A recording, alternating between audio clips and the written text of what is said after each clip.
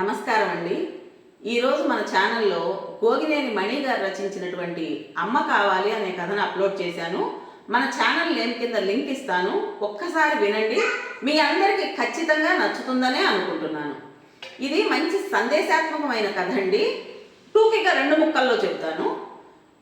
English చదువుల వ్యామోహంలో చిన్న పిల్లలను కూడా చూడకుండా కన్న బిడ్డల్ని హాస్టల్స్లో పెట్టి చదివించాలి అనుకునే తల్లులకి ఈ కథ కనుక విన్నట్టయితే ఖచ్చితంగా జ్ఞానోదయం అవుతుంది.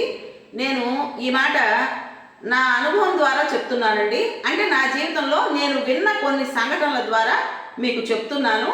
మీరు ఈ కథ ఒక్కసారి వినండి.